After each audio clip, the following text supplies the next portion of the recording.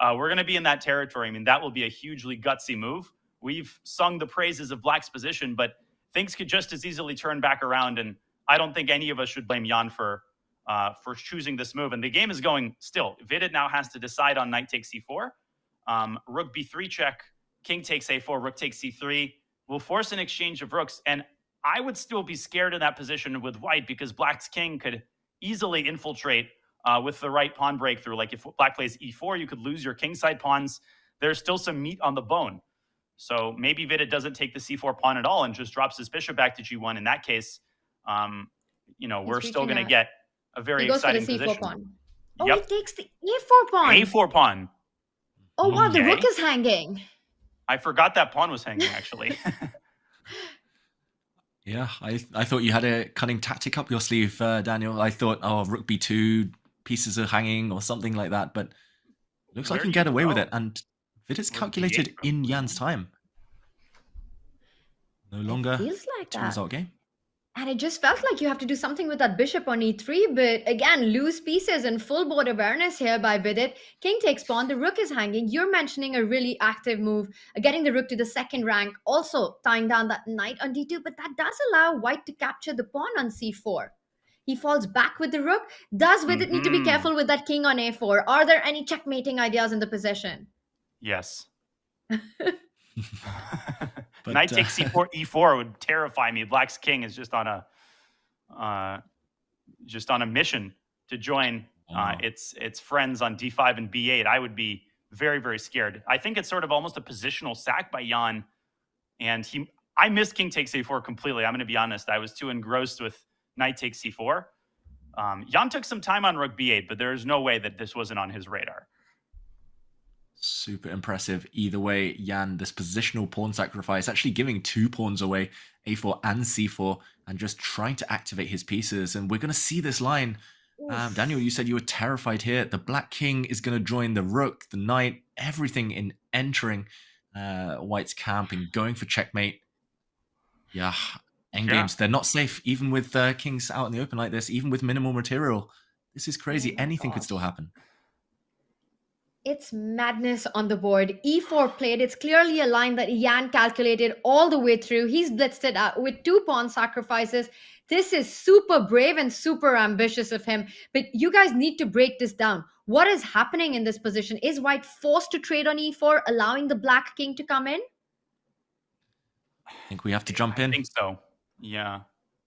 We have to show this on the board. It's getting super complicated right now. Yes, the players are low on time, but accuracy is key. You cannot allow black's pawn to continue marching. It's a pass pawn, it's a runner. So you would want to exchange. Now, I think you need to move the bishop. Simply rook e1 would minimum drop the c-pawn. The black king could also start marching in. So you have to move the bishop. I'm not sure which direction. I assume just somewhere, f2, g1, far away as possible to not blunder. You can meet this with a knight check, but the king continues its march in, hitting the rook. God. How complicated is this? How is this equal? I mean, knight c6, rook a8 check. There's always this check that gets out of the line of fire. So this loses on the spot. That's actually an important detail. And okay, rook f1 simply, but come on, there's no mate here. Knight takes c3, king a3, c4 is a gorgeous mating construction. So you have to go up to a5, and then bishop d8 up to a6, and thanks to this very simple line. And the game goes on. Rook b6, king a7, knight b5, king a8, and a perpetual check. Knight c7, king a7. Yeah, okay. I think we know exactly how the game is going to end. Oh my gosh.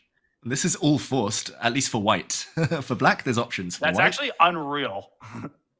oh my gosh. You're literally walking a tightrope. The white king, it started at, b2, then went up to a3, a4, a5, a6, a7, and survives on a8. Literally being hunted by 3 pieces, but it survives. Wow, good luck, Vidit, finding this. This is crazy. You might have to. I don't see any other way. If we start with police chases on YouTube that you watch with a helicopter flying overhead, the guy just gets out. There's like 10 cops, and he finds the one way out. That's the perfect analogy, actually. Like, you're right. I don't know how anyone survives this with white. Forget the eval bar, forget anything. Vidit, 3.5 minutes. At least chasing him. He needs to thread that path forward. Nerves of steel required here. It's just about survival, move by move. I mean, we got there by accident, but I mean, imagine with the nerves as well. It's so, I don't even know the word, unaesthetic, just to put the white king on a8. It's so ugly and counterintuitive, but it has to be done. Maybe f4 here is also on his radar, just to try to keep black's king out of the equation. So that might be the reason he's thinking, but he has captured. Buckle in, my gosh. ladies and gentlemen. I don't think I'll be able to sit still if this actually goes into that line. That would be absolutely insane. And for Vidit to actually calculate all of that with minutes on the clock, because you have this feeling that your king is just getting checkmated on one of those squares along the a file. How are you even surviving that? As you said, I think nerves of steel is what Vidit needs to enter that. The big question is that the only way for Vidit to survive? Because to me, it just looked like an incredibly forcing sequence of moves. I mean, what else? The bishop is hit. You have to move it, I think. I'm assuming at least. He reaches out. He's about to make a move. I think king d3 is actually the threat. If you take twice on e3, you get your bishop skewered. But who cares? King d3 is a huge threat. So you got to move your bishop anyway. Oh my gosh, bishop f2 on the board. He does move it. And if black goes in with the king, that line looks imminent. How crazy would that be if we end with the perpetual on knight b5, knight c7? That would be insane. Wow. The chase is only beginning. You called it earlier, Tanya. You said it, Lord of the Kings. I mean, both kings are performing miracles in this game.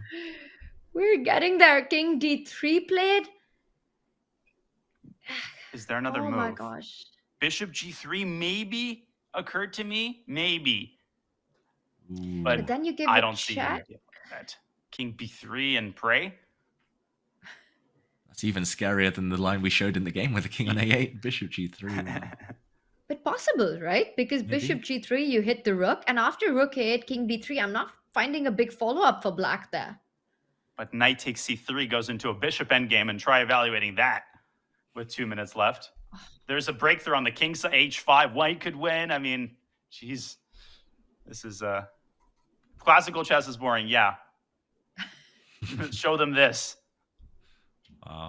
Both players as well, rocking around in their chairs for a moment, readjusting their positions. They know that this is a sprint to the finish, not just the tournament closing stages. This game is dramatic enough.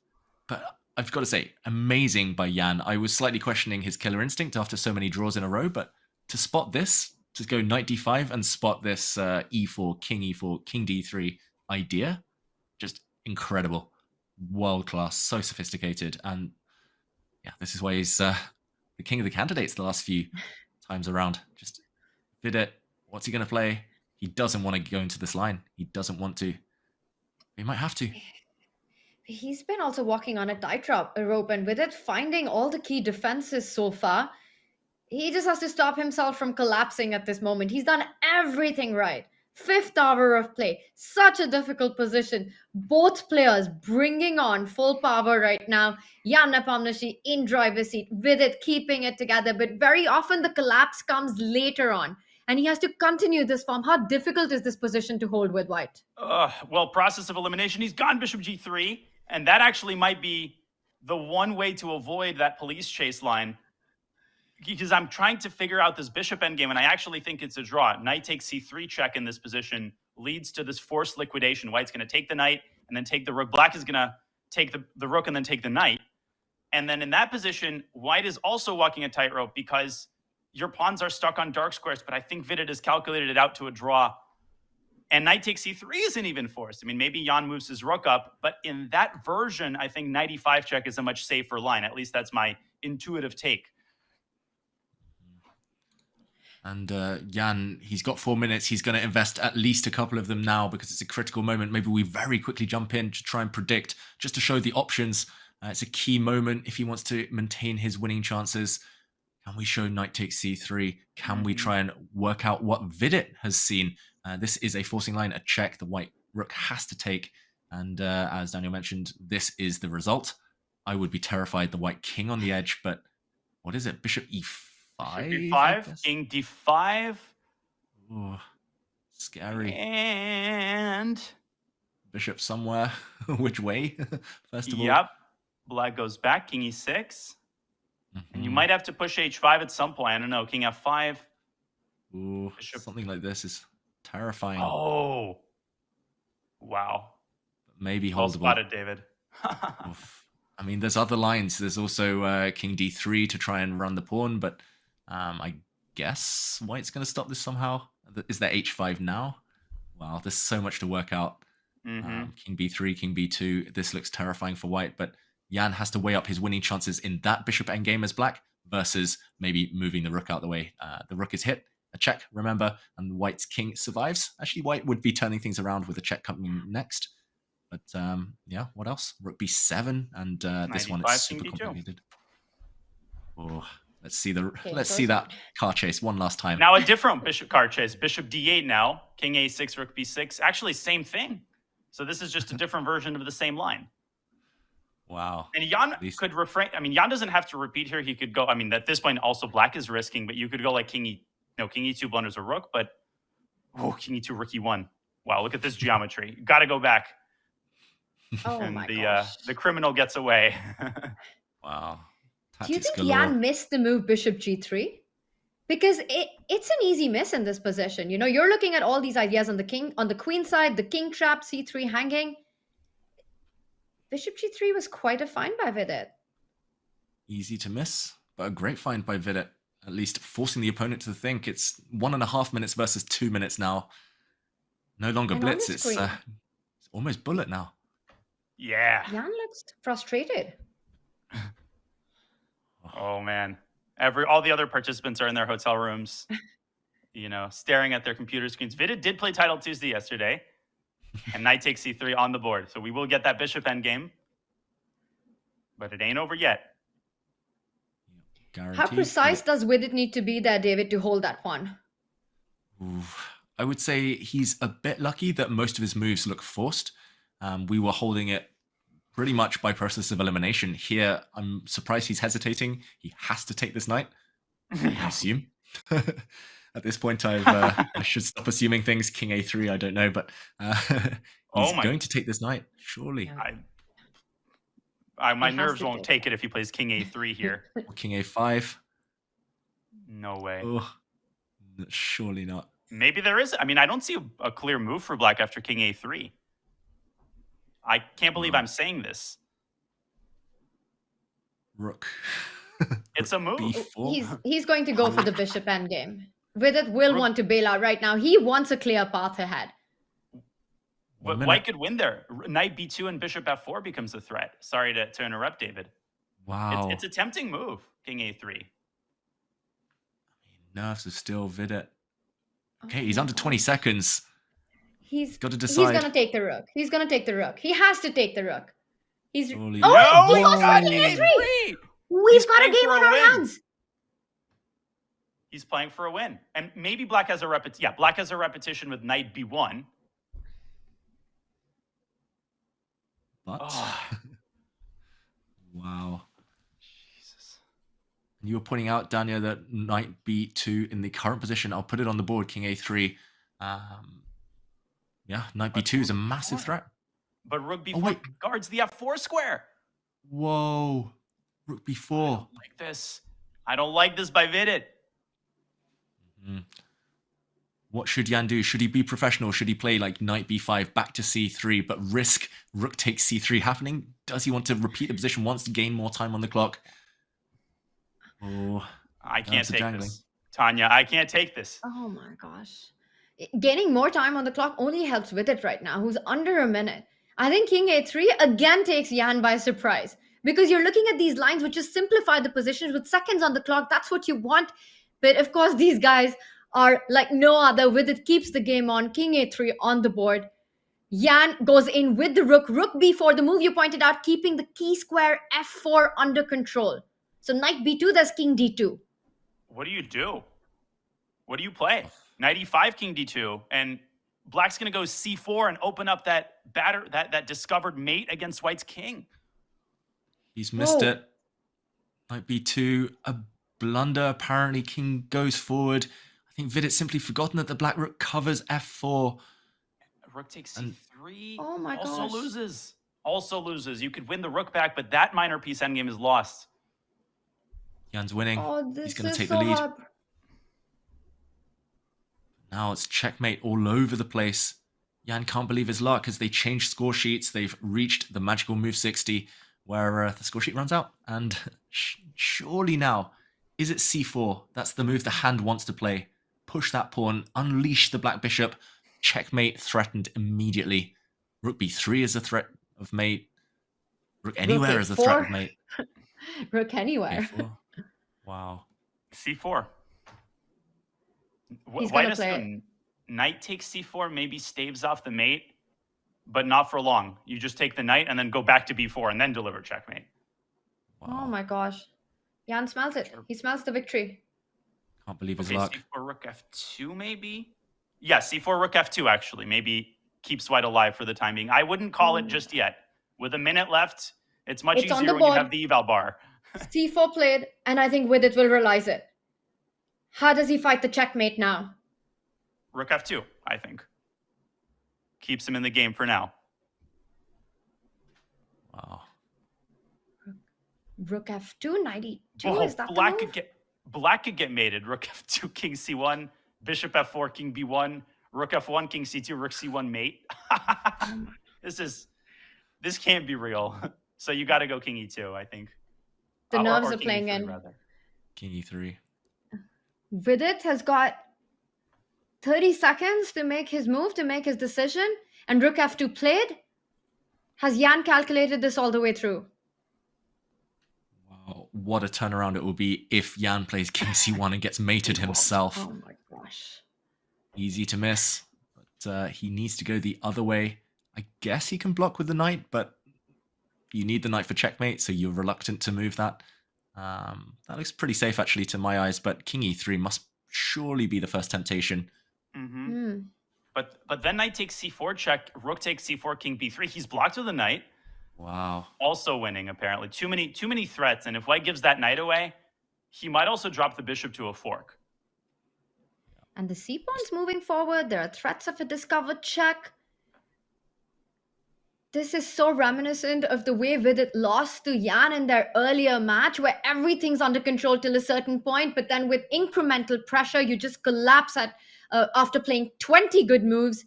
You eventually end up making a mistake because it's so difficult to keep going with that momentum, keep saving a difficult position. Mm-hmm.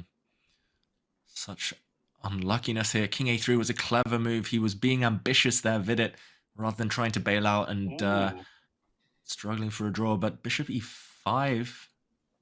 Ooh, the blue arrow appears. That's the computer suggestion. Apparently pawn to c3 is by far the best, but there's so many other tempting moves. The idea is that rook b5 check would not win due to king a4, and when the black rook takes the bishop on e5, there's knight takes c4 with a fork, a check. And Vidit would save his skin, but Jan finds the best move. Of course he does. Pawn to c3. Breaking the connection between white's minor pieces. The white knight is trapped. Wow. This might be the end. Checkmate's coming. In so many lines now. This is such a blow to Vidit's chances, and for Jan, it just steps him so much closer to glory. He will be the sole leader winning this one. Bishop takes c3, check. I should mention there's king takes c3, rook takes knight on e2, and rook e4 check. Oh. Discover check, and winning the white rook. Oh, that's critical, actually, because if you take the knight instead, white takes the bishop. It all works out for Jan, but Vidit's still fighting. That move with a second on the clock. Wow.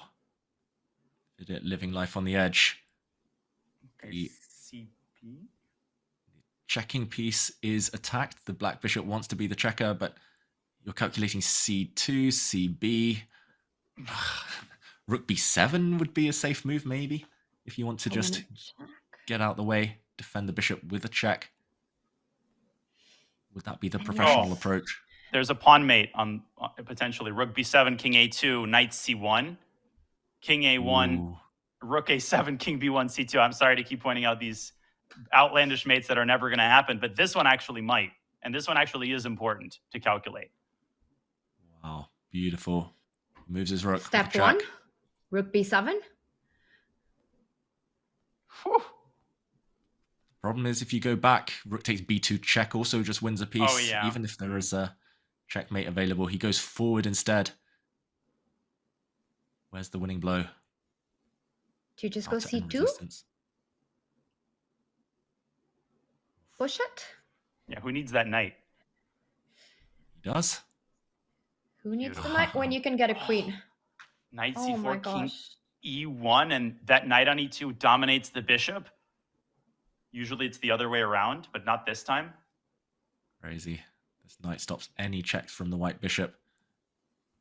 Jan's accuracy levels just through the roof in this endgame. Just presented these difficult problems for Vidit to solve, and once Vidit went astray, Jan has been ruthless, merciless in pursuing the advantage, winning a piece, getting a queen, and about to win the game, retake the lead. Outstanding endgame technique by Jan Nepomniachtchi throughout the candidates. Incredible. And he's about to get the double over Vidit. Vidit under 10 seconds again, gives a check. The king actually goes the other way, safer way. Wins. Hitting the knight, going back to e4. He's won the king of the hill game and the chess game. He really is the lord of the kings. So knight b2 check, you can give another check, but the king just simply goes to e4, hitting that bishop and threatening the pawn to queen. I just don't see a move here, and Vidit knows it. He's panicking. He's got seconds on the clock, but the clock doesn't help. He falls back with a check, but it's only a check. It's only delaying the inevitable for Vidit. King does reach the center. He shakes his head. He can't believe it. Oh my gosh. This is so difficult for Vidit. So hard to watch. You just fight for more than 5 hours. You keep yourself in the race. You've got a great position. You keep fighting, and then in the last moments, you know it's all over. And that's it. It's handshakes. Vidit Gujarati resigns. On one side, there's relief on Jan Nepomniachtchi. For Vidit, absolute despair.